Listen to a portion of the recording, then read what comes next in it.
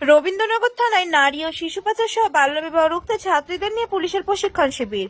Diamond Harbour জেলা পুলিশের রবীন্দ্রনগর থানা ও থানা সমন্বয় কমিটির উদ্যোগে নারী ও শিশু পাচার, বাল্যবিবাহ ও সোশ্যাল মিডিয়ার কুফলের বিরুদ্ধে এক অভিযান করলো, যার পোশাকের নাম স্বয়ংসিদ্ধা। রবীন্দ্রনগরের একাধিক স্কুলের শিক্ষক ও শিক্ষিকা সহ স্কুলের ছাত্রীদের নিয়ে পুলিশের উদ্যোগে শুরু হলো প্রশিক্ষণ শিবির। অনুষ্ঠানে উপস্থিত ছিলেন দক্ষিণ চব্বিশ পরগনা চাইল্ড অ্যাসোসিয়েশনের চেয়ারপারসন মহুয়া সুর রায়, রবীন্দ্রনগর থানার আইসি সুজন কুমার রায় সহ একাধিক পুলিশ আধিকারিকবৃন্দ। এছাড়া উপস্থিত ছিলেন বিভিন্ন স্কুলের শিক্ষক শিক্ষিকা ও ছাত্রছাত্রীবৃন্দ। এরকম সচেতনতামূলক অনুষ্ঠান যত বাড়ানো যাবে, ছাত্রছাত্রী তথা শিশুদের উপর অত্যাচার ততই কমবে, এমনটাই মন্তব্য চাইল্ড অ্যাসোসিয়েশনের চেয়ারপারসন মহুয়া সুর রায়ের। বিদ্যালয়ে যাওয়ার সময় কোনো ছাত্রীকে যদি কোনো রোমিও উত্তপ্ত করে, তাহলে তাদের প্রতি কড়া ব্যবস্থা নেওয়া হবে, এমনটাই হুঁশিয়ারি দিয়েছেন রবীন্দ্রনগর থানার আইসি সুজন কুমার রায়।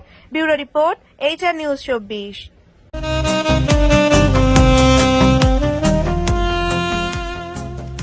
সর্বস্তরের ক্রেতা বন্ধুদের শুভ কামনায় বাবা লোকনাথ বাইক পয়েন্ট। আমাদের এখানে যে কোনো কোম্পানির বাইক ক্রয় এবং বিক্রয় করা হয়।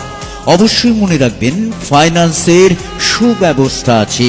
প্রোপাইটার দিবাকর দেবনাথ ওরফে বাপি। Mobile number 9002195367। আমাদের ঠিকানা 12 নম্বর জাতীয় সড়ক, শান্তিপুর বাইপাস, পাওয়ার হাউসের নিকট, শান্তিপুর, নদিয়া।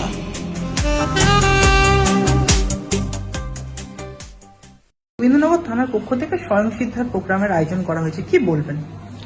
এই যে প্রোগ্রামটা পুলিশের ইনিশিয়েটিভ, এটা অসাধারণ একটা ইনিশিয়েটিভ। ওনারা দেখলাম অনেকগুলো স্কুল একসাথে প্রতিদিন বিগত কয়েক মাসের পরিশ্রমের ফল আজকে আমি এসেছিলাম।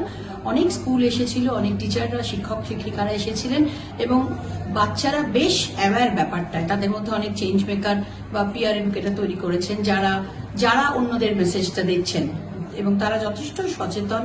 আমাদের আইন বা মেয়েদের উপর অত্যাচার হলে বা ছেলেদের উপর অত্যাচার হলে কোথায় যেতে হবে, তো এইটা যদি নিশ্চয়ই আরো অনেক থানায় হয়, কিন্তু এই প্রোগ্রামটা বা এরকম টাইপের সচেতনতা যত বাড়ানো যাবে, ডেফিনেটলি মেয়েদের ওপর এবং ছেলেদের ওপর, শিশুদের ওপর অত্যাচার অনেক কমবে, গ্রাফ ডেফিনেটলি চেঞ্জ হবে। ম্যাডাম, দেখা যাচ্ছে যে শিশুরা অত্যাচারের শিকার হচ্ছে। শুধু তাই নয়, যে অল্প বয়সে তাদের বিয়ে দেওয়া হচ্ছে, হয়তো অনেক জায়গায় বাড়ির পরিস্থিতির চাপে পড়ে তারা বিয়েও করে ফেলছে। এই ব্যাপারটা কিভাবে দেখছেন? যদি কখনো বাড়ির পরিস্থিতির কারণে বিয়ে দেয়, যদি কখনো জানেন, সরকারের একটা স্পন্সরশিপ প্রোগ্রাম আছে, যেটা বাচ্চা 18 নিচে হলে কোনো কারণে পড়াশোনার কারণে পড়াশোনা কন্টিনিউ করতে পারছে না, বাবা মা কেন দেয় বিয়ে, যে আমি আর চালাতে পারছি না, পড়াশোনার খরচ লাগছে, তাই যদি মনে হয় এরকম অবস্থা এসেছে, প্লিজ বলুন যে একটা স্পন্সরশিপ বলে প্রোগ্রাম হয় সরকারের, সব জেলায় আছে। বাচ্চারা 4000 টাকা করে পায় পার মান্থ, বাচ্চার 18 অব্দি। সেটা তার বাড়ি ভিজিট করে দেখা হয়, কিছু ইন্ডিকেটর আছে, বাবা মার রোজগার, বাবা মার ওখানের পরিবারের অবস্থা এবং কি কারণেও চাইছে, পড়াশোনা না মেডিকেল হেলথ, এটা ওরা ভিজিট করে যদি বোঝেন যেটা হয়, তখনই কয়েক মাসে একটা প্রপার প্রক্রিয়া চালু করার পর এটা চালু হয়ে যায়। তো এটা হলে কিন্তু বাবা মা যদি ফিনান্সিয়াল ক্রাঞ্চের জন্য বিয়ে দেয়, সেটার আর কোনো প্রয়োজন হবে না। ম্যাডাম, একটা জিনিস দেখা যাচ্ছে যে এই রাজ্যে প্রচুর ধর্ষণের পরিমাণ বেড়ে গিয়েছে, যে দিক থেকে দেখা যাচ্ছে শিশুরাও ধর্ষিত হচ্ছে এই সমাজে দাঁড়িয়ে। এই দিকটা কিভাবে দেখছেন? শিশু ধর্ষিত হলে তো ডেফিনেটলি তার কড়া আইন আছে, পক্সো আইন আছে, সেটা নিয়ে তো এর চেয়ে কড়া আইন আর হয় না। তো যদি আপনারা এরকম কখনো কিছু জানেন, প্লিজ 100 ডায়াল করুন, 1098 করুন, কারণ কোনো শিশু ধর্ষিত হওয়া কোথাও কোনো কাম্য নয়। তার জন্য প্রত্যেকটা শিশুর স্কুলে যাওয়া দরকার, রোজ স্কুলে পাঠানো দরকার। যদি স্কুলে কোনো বাচ্চা 2 দিন বা 3 দিন না যায়, আপনারা জানেন, বা স্কুলের থেকে না জানে, তারা জানাক, আমাদের জানাক, পুলিশকে জানাক, তাহলেই কিন্তু আমরা এর প্রথম স্টেজেই বাচ্চাটাকে বাঁচানো যাবে। ছাত্রছাত্রীদের উদ্দেশ্যে কি মেসেজ রাখবেন আজকের এই? ছাত্রছাত্রীদের উদ্দেশ্যে বলবো, তোমরা পড়াশোনা করো, 12 ক্লাস অব্দি অ্যাটলিস্ট কমপ্লিট করো, নিজের পায়ে দাঁড়াও, নিজে রোজগার করো, তারপর যেটা ভালো লাগে করো। ম্যাডাম, অনেক ক্ষেত্রে দেখা যায় যে 18 বছরে নিজেই বিয়ে হয়ে গেছে, কেউ জানতে পারলো না, কি জানালো না, তো তারপরে তাদের কি পরিস্থিতি হবে? তাদের পরিস্থিতিটা যথেষ্ট খারাপ হয়, কারণ এখন সমাজ অনেক উন্নত, অনেক অ্যাওয়্যার এখন সবাই, এবং প্রত্যেকেরই ম্যান্ডেটরি রিপোর্টিং।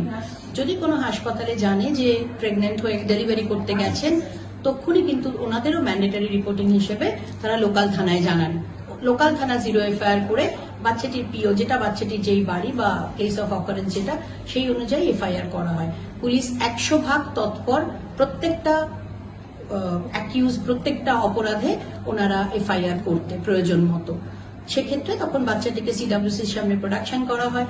আইন অনুযায়ী ছেলেটিকে অ্যাজ পার ল তাকে আইনের লার্নেড ম্যাজিস্ট্রেটের কাছে পেশ করা হয়।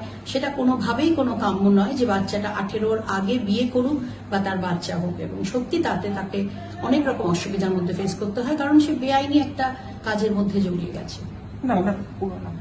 আমার নাম Mahua Subray, chairperson child welfare committee Kolkata. আমি অ্যাডিশনাল চার্জ এখন সাউথ 24 পরগনা দেখি।